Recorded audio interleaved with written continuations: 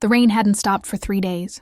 It fell without pause, soft but steady, turning the road to mud and the sea to a sheet of dull silver. I remember standing by the kitchen window that morning, my hands wrapped around a cup of tea gone cold, watching the gray horizon blur into itself. That's when I first saw him, a figure standing near the old lighthouse, motionless against the wind, the outline of his coat shifting in the rain. He looked like someone waiting for something that wasn't coming back.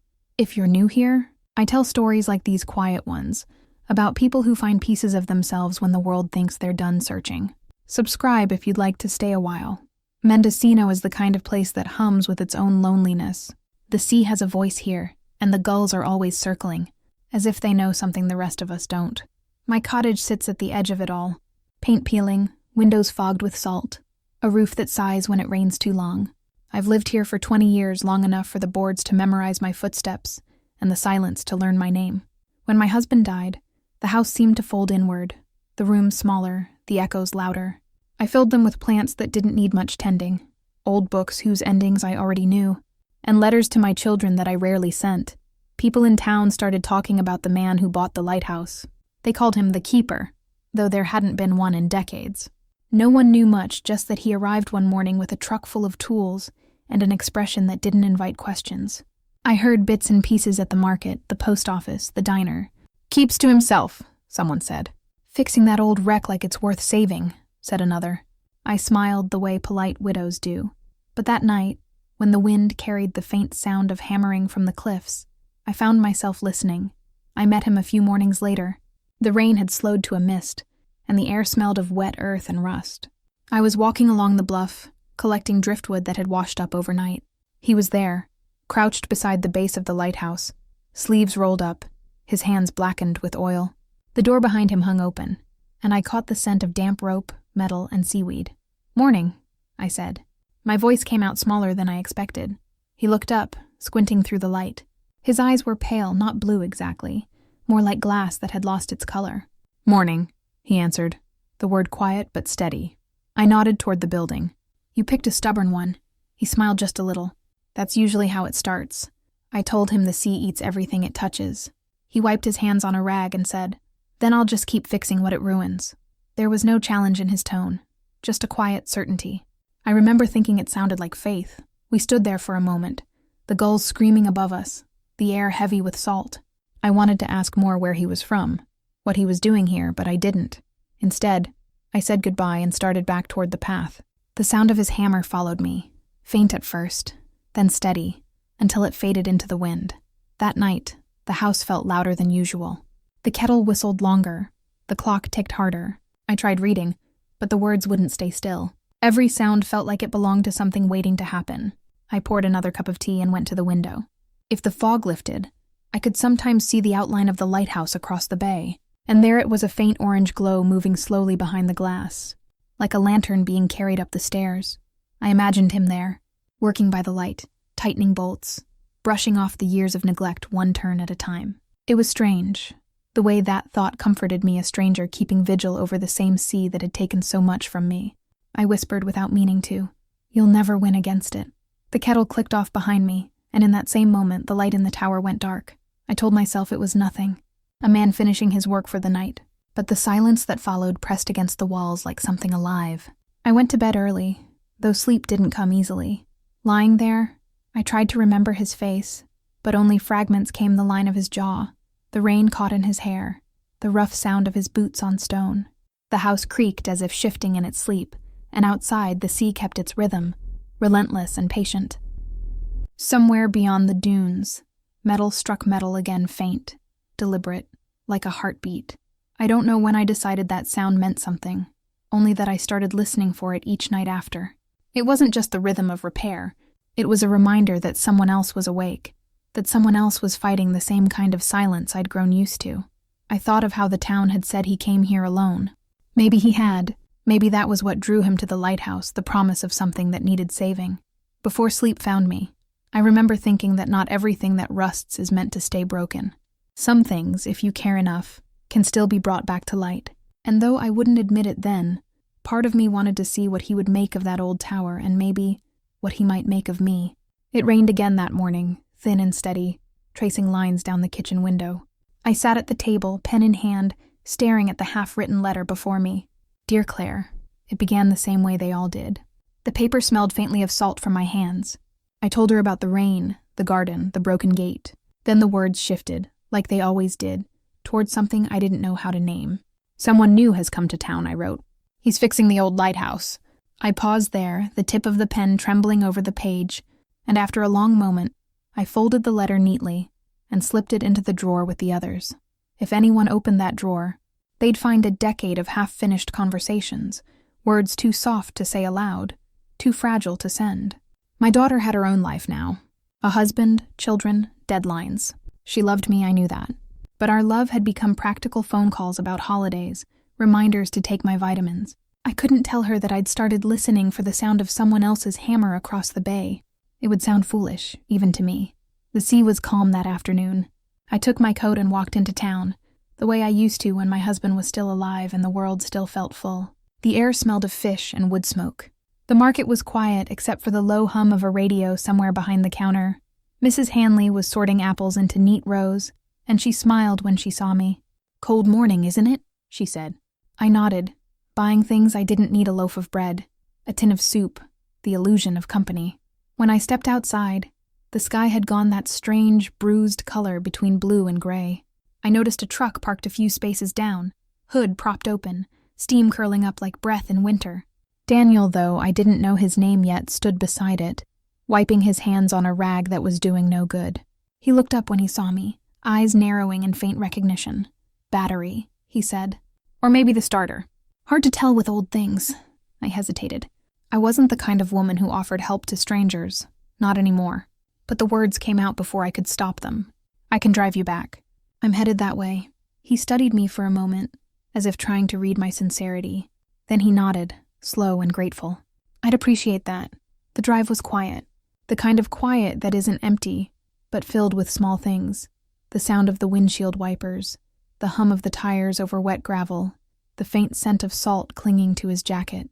I wanted to ask him questions where he was from. What made him choose this place? But each time I turned toward him, the words stayed trapped behind my teeth. At one point, he reached over and adjusted the vent, his hand brushing mine by accident. It wasn't much a simple human thing, but it felt louder than the rain. I could feel the warmth of it lingering even after he pulled away. We passed the cliffs where the sea met the rocks, foaming and restless. He watched it the whole time, not speaking, his eyes tracing the horizon like it held something he'd lost. When we reached the lighthouse, he opened the door and stepped out. Thank you, he said quietly. For the ride? I nodded, trying to match his calm. You're welcome. He paused, glancing toward the tower. It's strange, he said almost to himself. You fix one thing and another falls apart. Like it's testing you, I smiled faintly. That's just life, isn't it?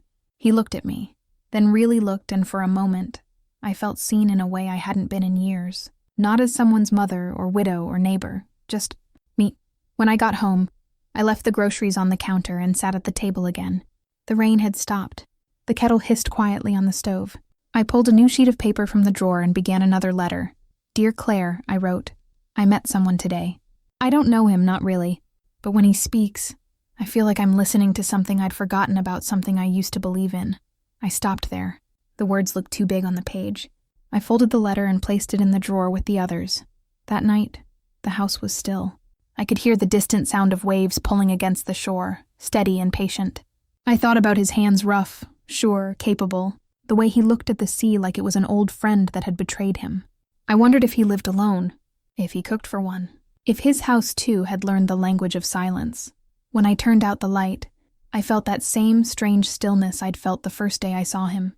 Not excitement, not exactly, but a kind of waiting quiet and heavy, like the pause before the tide returns. I don't know what I was waiting for. Maybe a sound, maybe a feeling, maybe just a reason to write a letter I'd actually send. The morning started to sound different.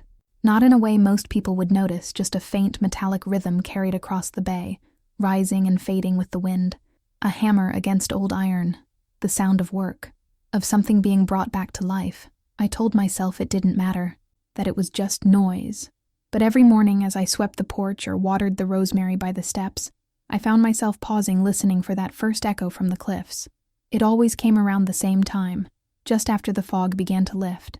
Sharp at first, then soft, like a heartbeat muffled by distance. I started building my days around it. The sound meant he was there, steady and constant, while I went about the small rituals of living alone. Boil the kettle, feed the cat that isn't mine, fold laundry that doesn't need folding. I'd catch myself smiling for no reason and quickly stop. That kind of joy, quiet, undeserved, felt almost indecent at my age. By the third morning, I found myself wondering what he listened to while he worked. The wind, the gulls, the sea's slow breathing, maybe silence, maybe ghosts. I told myself I'd never go back there. I'd already spoken to him once, that was enough. But curiosity has a sound of its own. It starts softly, like the tide tugging at your ankles, until one day you look down and realize you've stepped in deeper than you meant to. That day was colder than the others, the kind of cold that sits in your chest instead of your hands. The light was thin, the sky stretched in faded blue threads, and the air smelled faintly of iron and wet stone. I filled a small thermos with coffee and, without giving myself time to think, started walking toward the cliffs. The path wound through wild grass and heather, slick from the mist. My boots sank slightly into the mud. From somewhere below, I could hear the ocean moving restless, relentless, slapping against rock like it was trying to remind us who was stronger. When I reached the lighthouse, he was already at work, sleeves rolled up, shoulders taut beneath a faded flannel shirt. The door was open again, and inside I saw scattered tools, lengths of wire, and a half-painted wall. He looked up when he heard my footsteps. "Morning," he said, his voice even, unhurried. I lifted the thermos like it was proof of purpose. "Thought you could use this. It's colder today." He nodded, brushing his hands on a rag before taking it. "You didn't have to. I wanted to."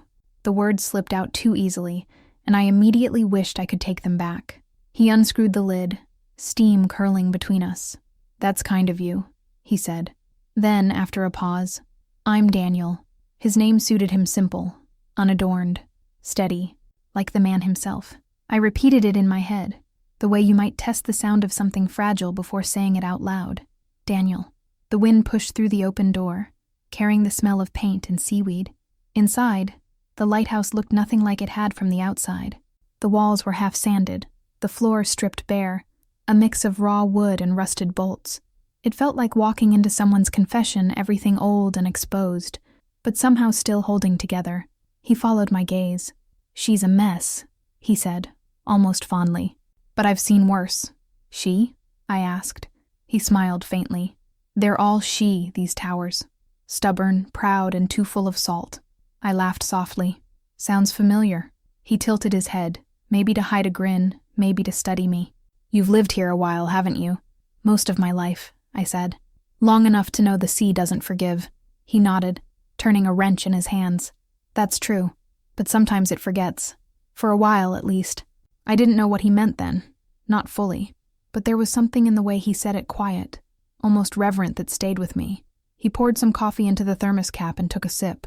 "Perfect," he said simply. The sound of tools filled the air again, the scrape of metal, the dull thud of a hammer. I watched him work for a moment, the rhythm of it strangely calming. Each strike echoed off the walls, slow and deliberate, like a heartbeat trying to remember its purpose. "Do you work every day?" I asked. "Most days," he said. "The sea doesn't rest, so neither do I." It wasn't the kind of answer I expected, but it made sense. There was something in him that belonged to this place, the solitude, the labor, the stubbornness of things that refused to disappear. When I finally turned to leave, he called after me. "Thank you for the coffee." I looked back, the wind lifting my scarf, and nodded. "You're welcome, Daniel." The walk home felt shorter somehow. The hammering behind me faded into the hum of the sea, and for the first time in a long while, the silence in my house didn't feel heavy when I returned. I lit the fire, hung my coat, and stood by the window. The kettle hissed softly, like it was keeping me company. Across the bay, I could see the faint outline of the lighthouse through the fog, its windows catching the last light of evening. I imagined him there, sleeves rolled up, the sound of repairs filling the hollow spaces where loneliness usually lived. I poured myself a cup of tea and stood quietly, the heat warming my hands. There was no reason for the small, steady ache in my chest, but I didn't push it away. It felt almost welcome, like something thawing after a long winter. I thought of his hands, the steadiness in his voice, the patience of someone who rebuilds what most people would abandon. And I wondered, not for the first time, if it was foolish, at my age, in my life, to crave warmth again after so many years of cold. Outside, the hammering had stopped, and the only sound left was the sea breathing against the shore, endless and certain. I listened until it felt like it was breathing for me.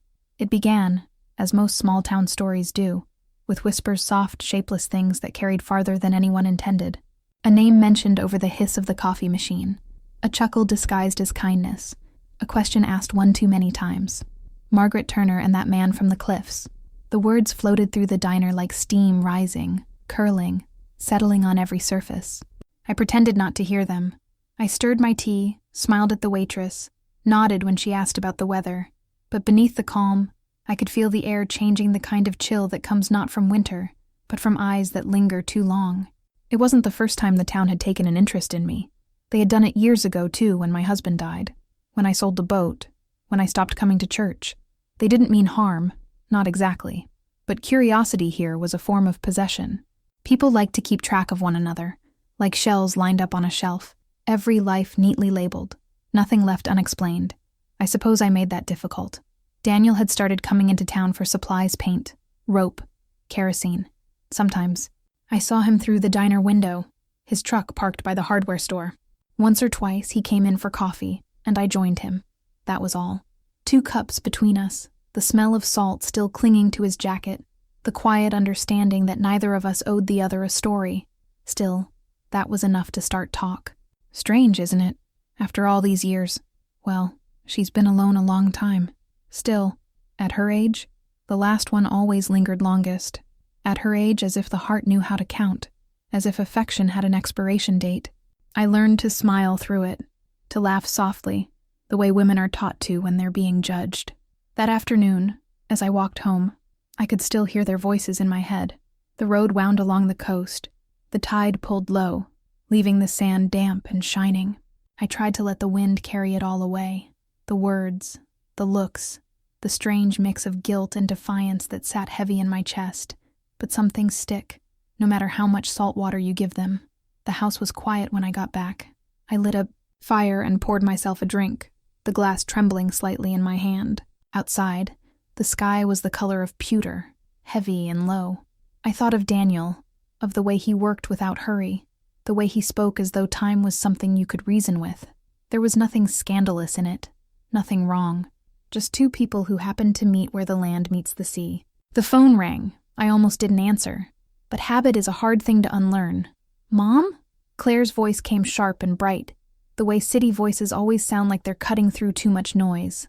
Hi, sweetheart, I said, forcing cheer. You caught me just as I was. Mom, people are talking. The words landed like a slap. I said nothing. They said you've been spending time with someone.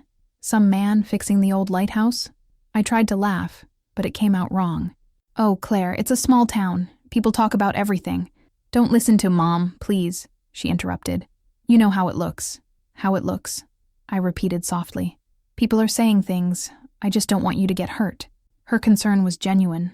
I could hear it, but it was laced with something else too. Pity, maybe, or disbelief, as if she couldn't imagine her mother wanting something as simple, as human, as companionship.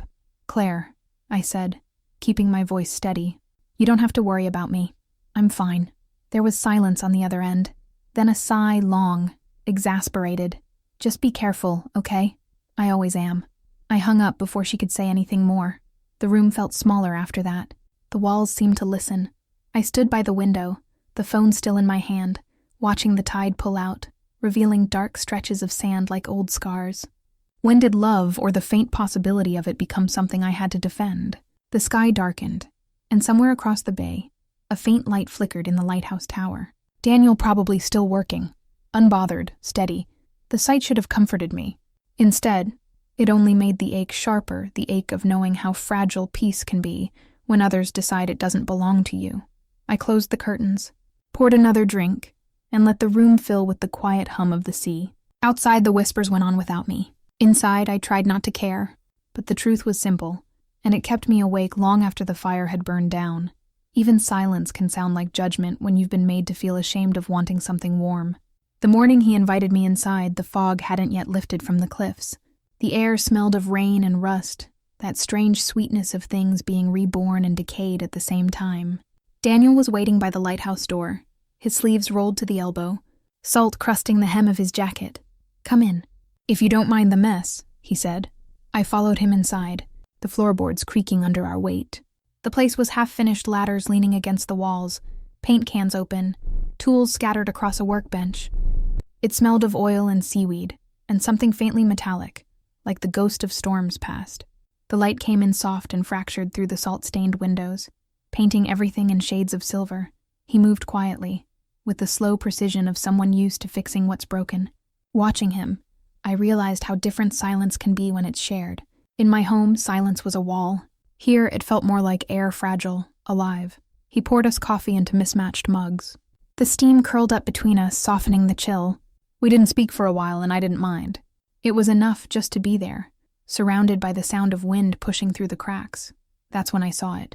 Pinned to the far wall, above a small wooden table, was a photograph. It was sun-bleached and curled at the corners, a woman and a child standing beside a lighthouse that wasn't this one. The woman's hair was tied back with a scarf. Her smile was small, almost shy. The boy clutched her hand, looking up at her instead of the camera. There was something about the way they stood close but not quite touching that made my chest tighten. Daniel noticed me looking.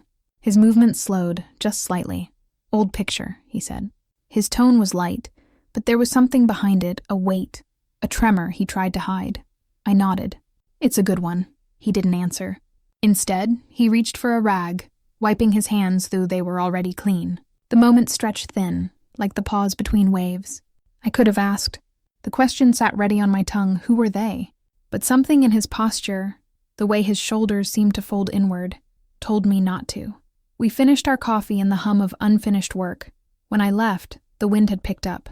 The sea was restless again, gray and wild, crashing against the rocks with a fury that felt personal. I walked home slowly, my hands deep in my coat pockets, the taste of salt heavy in my mouth. That night, I couldn't sleep. The image of the photograph stayed with me, the woman's scarf, the child's eyes, the shape of their shadows against the lighthouse wall. I tried to imagine Daniel's voice telling their story, but all I could hear was the hollow sound of waves hitting stone. Dreams came in fragments, a house by the sea, windows wide open, a storm rolling in, water rising fast, swallowing the floorboards. I called out to someone, a man, maybe, but the sound was pulled under before it reached him.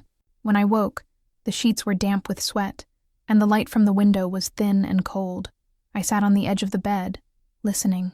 Somewhere in the distance, faint but steady, came the sound of hammering, the same rhythm I'd grown used to, metal on metal, the slow rebuilding of something broken. I thought about how some people rebuild to move forward, while others do it to hold on to what they've lost. By afternoon, the sky had cleared. I took my cup of tea out to the porch, facing the sea.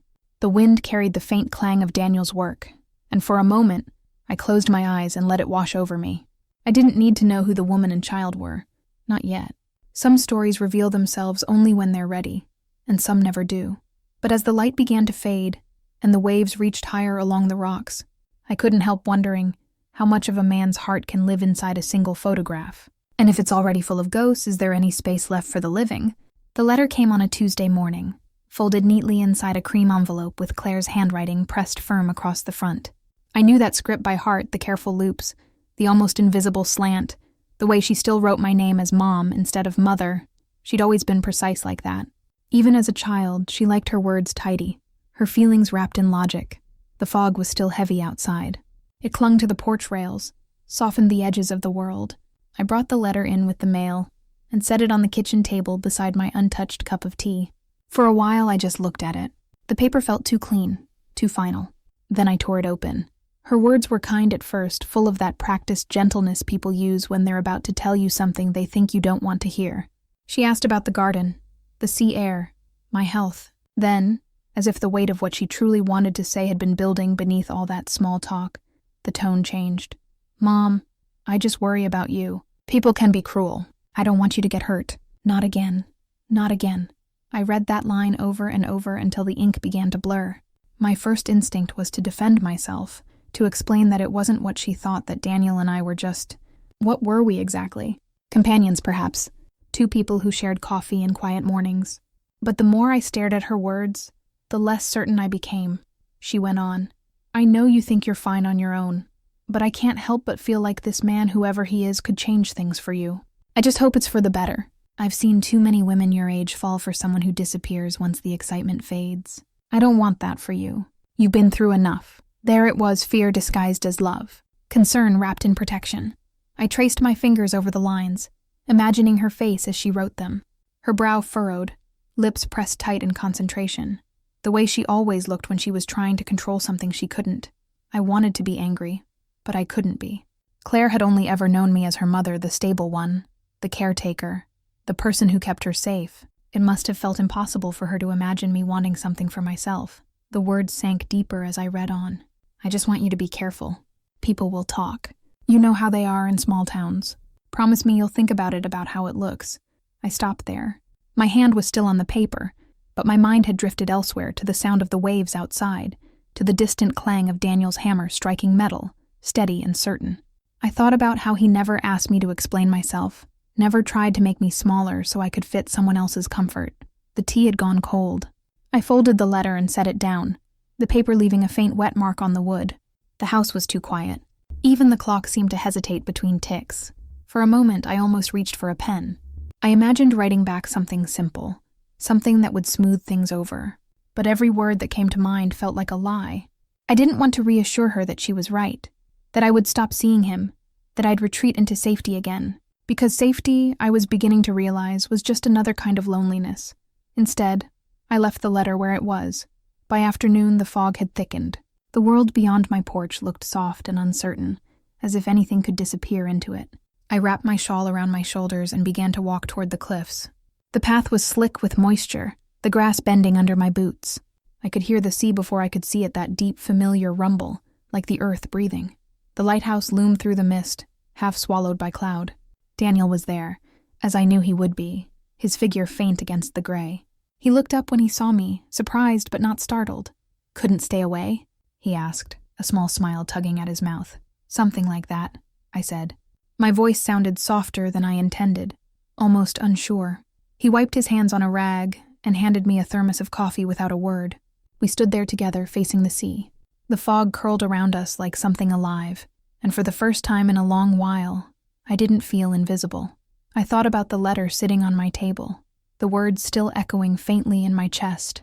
"Love has an age limit," that's what it really said, though she hadn't written it that way. It's the belief so many carry quietly, as if passion and longing are only meant for those who still have years to waste. But as I stood there, the cold air stinging my skin, I felt something awaken, something sharp, something young. Daniel turned to me, his voice low. "It's strange, isn't it? How some people rebuild things they'll never live to use." I looked at the lighthouse behind him, its bones bare, its walls half-painted. "Maybe it's not about living to use them," I said. "Maybe it's about proving they're still worth saving." He nodded slowly. "Maybe. We didn't say more. We didn't need to." The fog began to lift, revealing a strip of blue along the horizon. It wasn't much, but it was enough. When I walked home, I passed the postbox at the end of the lane. My fingers brushed against the letter in my coat pocket, not Claire's, but a blank one I'd tucked there, just in case I changed my mind. I paused for a moment, then kept walking. That evening, I sat by the window, watching the last light fade over the water. The house was still quiet, but it no longer felt empty. I thought of Claire, her voice, her worry, her love. I thought of Daniel, the sound of his tools still faint in the distance. And for the first time in years, I didn't feel the need to explain myself to anyone. The letter would stay unsent. The fog had already delivered my answer. The storm began with a whisper, a low hum beneath the wind, the kind of sound you feel before you hear it. By dusk, the whisper had grown into a growl, deep and restless. The sea was already climbing the rocks when I went to bolt the windows, but it didn't feel like enough. Nothing ever feels like enough when the ocean decides to rise. The radio warned of flooding, power cuts, fallen trees. I should have stayed inside, they said. Stay put, stay safe. But as the first sheet of rain struck the glass, all I could think of was the lighthouse, and Daniel, still up there on the cliffs. The image of him alone in that tower, surrounded by the roar of the sea, tightened something inside my chest that fear couldn't touch. The lights flickered once, then held steady. I stood in the doorway, coat half-buttoned, keys trembling in my hand. There was no logic to what I was about to do, but love, I've learned, rarely asks permission from reason. I locked the door behind me and stepped into the storm. The wind hit like a wall, cold, relentless, bending the trees backward. Rain slapped against my face, stinging my skin. I drove with both hands clenched around the wheel, the wipers dragging across the glass in desperate, uneven arcs. The headlights cut through nothing but gray. The world had folded itself into one-color wet, merciless silver. Every turn of the road felt longer than I remembered. Water ran in rivers across the asphalt, and the tires hissed as they sliced through it. I could barely see the sea now, only hear it a wild, unending crash that swallowed the sound of everything else. My heart thudded in rhythm with the storm, steady but terrified. By the time I reached the cliffs, the wind had grown so fierce I had to push the car door open with my shoulder. The rain soaked me instantly, filling my shoes, clinging to my hair. The path to the lighthouse was slick with mud. I climbed anyway, each step a fight against gravity and sense. When I reached the tower, the door was unlatched, banging open and shut with the gusts. I pushed inside and called out his name. My voice vanished into the storm. Daniel was there, halfway up the spiral stairs. His body braced against the rail as he struggled to keep the lantern mechanism steady. The water had already begun to leak through the roof, dripping down the stone in thin silver lines. His shirt was drenched, his face streaked with sweat and rain. "What are you doing here?" he shouted over the wind. "I could ask you the same," I said, breathless, my hair plastered to my face. He looked at me, really looked as if trying to decide whether to scold or thank me. Then, with a resigned shake of his head, he gestured toward the stairs. If we don't get the light working, the whole thing could flood. I climbed to meet him. The steps were slick, my knees aching with the effort, but I didn't stop. Together we fought the storm, his hands tightening bolts, mine holding the beam steady while the wind screamed through the broken panes. The lantern swayed above us, its glass trembling in protest. It wasn't graceful work. It wasn't even smart, but it was alive. Every movement, every shout between us felt urgent and necessary. There was no time to think about what might happen, only what needed to be done. At one point, he slipped, his boot sliding against the wet stone. I caught his arm instinctively, the weight of him heavy and human. For a heartbeat, we stayed like that, both breathless, both aware of how close the storm had brought us to the edge of something neither of us could name. When the final bolt clicked into place, Daniel turned the crank. The lantern sputtered once, twice, then bloomed into light faint at first, then stronger, golden against the furious dark. It cut through the fog like a pulse, steady and defiant. The entire tower seemed to exhale. We stood there in silence, dripping, shaking, the storm still raging outside. But inside, the sound softened, the kind of quiet that comes only after survival. Daniel leaned against the railing, chest heaving, his eyes following the beam as it swept the horizon. "You shouldn't have come," he said softly. "I know. Why did you?" I looked at him, then really looked at the lines on his face, the weariness, the small flicker of relief that he tried to hide. "Because I couldn't stand the thought of you fighting it alone." He nodded once, slowly, his gaze returning to the window. Outside, the sea hurled itself against the rocks, unrelenting, beautiful in its fury. We stayed that way for a long time, neither speaking, both of us watching the light make its slow rotation through the mist. I realized then that it wasn't safety I'd come looking for. It was purpose, the feeling of being needed, of being part of something that mattered, even if only for one night. When the storm finally began to ease, Daniel handed me his coat. It was soaked but warm. "You should go back," he said, but his voice had lost its firmness. It sounded more like a question now. "I will," I said, though we both knew I didn't mean yet. We walked down the stairs together, our steps echoing through the hollow tower. The door groaned against the wind when we opened it, and the world outside was still gray, still wild, but somehow softer, as if it had spent its anger and left only exhaustion behind. As we stood at the threshold, watching the rain slow into mist, I felt something shift inside me. Maybe it was the light above us, still burning despite the damage. Maybe it was the realization that for all our fears of breaking, we were built to endure. Daniel touched my shoulder lightly. "You should get some rest," he murmured. "So should you." He smiled, a real one this time, small and quiet. On the drive home, the roads were littered with branches, the sky bruised with the last remnants of the storm. The wipers moved in tired arcs, slower now, as if even the car was catching its breath. I thought of the lighthouse behind me, the beam sweeping out into the dark, unwavering, and for the first time in years, I felt the same light inside me, not bright, not loud, but steady, the kind that doesn't ask for safety, only for someone to stand beside it when the wind comes. The storm lingered through the night, though its voice had softened. The wind no longer screamed, it sighed. The rain no longer lashed, it whispered against the glass, steady and tired. Inside the lighthouse, Daniel and I had gathered what dry wood we could find, the fire crackling faintly in the old stove. When the power cut out for good, he lit a few candles and placed them on the table between us. Their flames wavered, throwing long, uncertain shadows across the walls. We sat in the glow, wrapped in blankets that smelled faintly of salt and rust. The air was heavy with silence, the kind that waits for truth to arrive. I could feel it between us, that fragile, trembling thing neither of us had dared to name. He hadn't said much since the light came back on, just quiet movements, small tasks, checking for leaks, drying tools, pretending the world outside wasn't still unraveling. But the weight in his shoulders said otherwise. Finally, he spoke. "You saw the photograph." It wasn't a question, just an admission hanging in the dim air. I nodded. "That was my wife," he said. "And my boy." Well, he's not a boy anymore. The way he said it, like he was testing whether the words could still wound him, made me hold my breath. The candlelight trembled across his face, softening the edges that the years in the sea had carved into him. "We lived near the southern coast years back," he continued, his eyes fixed on the flame. "She loved the ocean more than anyone I've ever known. Said it made her feel small in the best way. We used to talk about finding a place like this when I retired, a lighthouse maybe, somewhere quiet, where time couldn't find us." He gave a short, dry laugh, the kind that comes from old pain. "But time always finds you, doesn't it?" I didn't interrupt. Some stories need room to breathe, even if it hurts to hear them. When she got sick, it happened fast. Too fast. My son Eli was 17 then, angry, thought I should have done more. Maybe he was right. His voice cracked just slightly, like something old breaking loose. After she died, he left. I haven't seen him in 15 years. The silence that followed wasn't empty. It was thick with all the years that had gone unsaid. I reached across the table, resting my hand over his. His skin was rough, cold from the damp air, but he didn't pull away. "I came here," he went on quietly, "because this was the place she always wanted to see. I thought if I finished the repairs, if I made the light shine again, maybe I could, I don't know, let her rest." The flame between us flickered as the wind pressed against the walls. His eyes lifted to meet mine, searching not for pity, but for understanding. "I thought I'd be alone here," he said.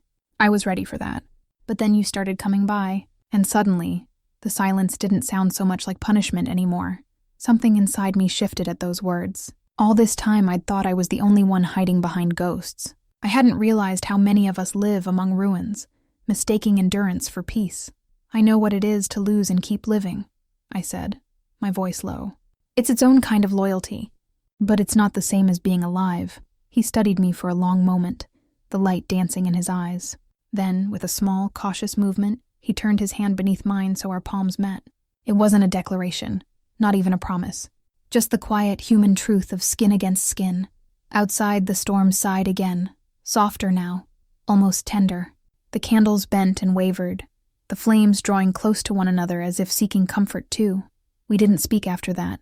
There was no need. In that fragile, flickering light, grief and love stopped pretending to be opposites. They sat side by side, like two old companions who had finally stopped arguing and decided to share the same fire.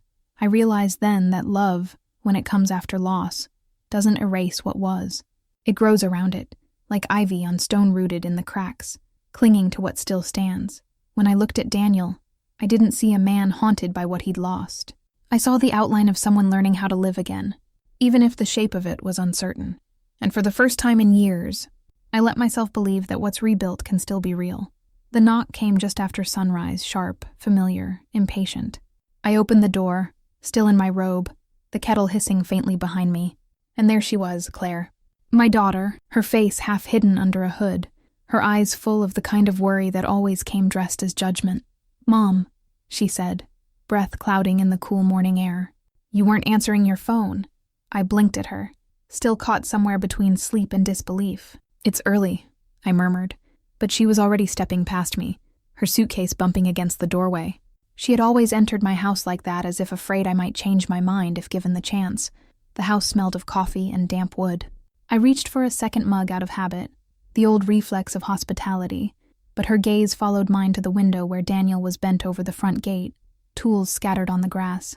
His jacket was pulled tight against the wind. He looked up once, caught sight of her, and straightened, brushing his hands on his jeans. I saw it then, the flash in her eyes, the tightening of her jaw. Misunderstanding settling in before a word was said. "Who is that?" she asked. "Daniel," I said carefully. "He's been helping with the gate. And the lighthouse sometimes." Her lips pressed into a line. "You let him in your house?" There was no accusation louder than the one she didn't need to say. "He's a friend," I said. "That's all." Claire turned toward the window again, her reflection merging with a silhouette. "Mom, he looks—" She stopped herself, then exhaled, her voice softening in that careful, practiced way she had when she wanted to sound kind. "You don't know him. People talk. You can't trust. People have been talking since the day your father left," I interrupted, sharper than I meant. "It's never stopped them before." Her eyes flicked to mine, wide and hurt. "That's not fair." "No," I said. "It isn't." The silence that followed felt colder than the wind sneaking through the window cracks. Daniel must have sensed the tension. He gathered his tools and nodded toward the porch. A quiet retreat. I wanted to call after him, to explain, but Claire's voice cut through the air before I could. "Mom, you're lonely," she said. "You think I don't see it? But this isn't the answer. He's just filling a space that doesn't stay filled." Her words landed like stones in my chest. For a moment I almost agreed. Almost. But something inside me refused to yield this time, not to her fear, not to mine. I stood straighter, my voice trembling but clear. "He's not a replacement, Claire. He's a reminder that I'm still here." She blinked, as if I'd spoken in another language. Then she looked away out toward the cliffs, where the sea broke against the rocks in gray-white bursts. The muscles in her throat worked as she swallowed, fighting back whatever words she wanted to throw next. But she said nothing. She just picked up her coat, her movements tight, controlled. "I'll stay at the inn," she said finally. "I think you need space." She left before I could answer. The door clicked shut, and the echo stayed longer than the sound. Outside, the sky was clearing, though the wind still carried the scent of salt and rain. Daniel was gone, the gate half fixed, his tools neatly stacked by the porch. I stepped out, running my hand along the new wood, the smoothness still damp. It was sturdy, though not finished. Like everything else, I could see the lighthouse in the distance, faint through the morning haze. The light wasn't on yet, but I knew it would be by nightfall. I leaned against the post and let the quiet surround me, the kind that hurts and heals in the same breath. Maybe love, at this age, isn't about being understood. Maybe it's just about daring to stay open, even when those you love wish you'd close again. Still, as I watched the road disappear into the gray horizon, one question pressed like a bruise against my ribs. Would Claire ever forgive me for choosing something that looked to her like foolish hope? The night the lighthouse came alive again, the entire town gathered at the cliffs. Children in wool hats chased each other through the damp grass, and old fishermen stood shoulder to shoulder, their faces turned toward the sea as though they were waiting for something sacred. The air was cold, the kind that made breath visible, fleeting clouds dissolving into the dark. I stood a few paces back from the crowd, my hands clasped in front of me, feeling both part of it all and entirely apart. Daniel moved carefully up the winding stairs inside the lighthouse, his lantern casting slow circles of gold against the whitewashed walls. From the outside, I could see his shadow flicker through the glass panes, tall, deliberate, sure of itself. It struck me then how much of this man I still didn't know, and yet how much space he had already claimed in my quiet world. When the light finally turned, it began not with brilliance but with a hum, a faint mechanical breath that deepened until the lantern bloomed, spilling a beam so bright it cut through the fog like a memory resurfacing. The crowd gasped softly, their murmurs swallowed by the wind. The beam swept across the black water, steady and certain, finding its rhythm in the vast dark. For a moment, it looked like the sea was breathing again. I felt my eyes sting, but not from the cold. That light unwavering and alive was the sound of something ending and beginning at once. The years of silence, of carefully folded solitude, felt smaller against it, like stones dropped into the tide. Daniel came down a few minutes later, his hair damp from the mist, his smile tired but warm. He didn't walk straight to me. He stopped to shake hands, nod at the mayor, accept the quiet congratulations of townsfolk who once called him an outsider. He took it all with that quiet humility I had come to recognize, the kind that doesn't seek praise, only peace. When he finally reached me, the others had begun to drift away, their laughter fading down the hill. He stood beside me, our shoulders brushing lightly. Neither of us spoke for a while, We just watched the beam turn again and again, like a heartbeat finding its pace. "It's finished," he said at last, his voice barely above the sound of the waves. "It's beautiful," I answered. He nodded, looking out toward the horizon. "There's another one down south," he said after a pause. "Old, forgotten. They've asked if I'll take it on next." I turned to him slowly, my breath catching before I even knew why. He met my gaze with a kind of quiet question that didn't need words. "Would you come?" he asked softly. "Just for a while. You don't have to decide now." The wind caught the edge of his coat, tugging it like an impatient child. I wanted to answer, but my mouth felt dry. The sea roared below, indifferent, eternal. I thought of Claire, of the house that still smelled of her perfume after her visit. I thought of the letters I had never sent, the meals eaten alone, the ache that had grown smaller these past months, because someone else had begun to fill the silences. But I also thought of what it meant to leave not just a home, but the version of myself that had lived quietly here for decades. "I don't know," I whispered. He smiled, not disappointed, not surprised. Just a small, patient smile that said he understood. "Then don't," he said. "Not tonight." The light swept across us again, bathing the cliffs in a soft white glow before sliding back toward the horizon. Daniel reached out, his fingers brushing mine, a touch so gentle it almost didn't feel real. For a moment, neither of us moved. The beam turned once more, and I realized how strange it was to feel this alive while standing so close to the edge of everything familiar. When he finally walked me home, we didn't speak. The sound of our footsteps on the gravel road was enough.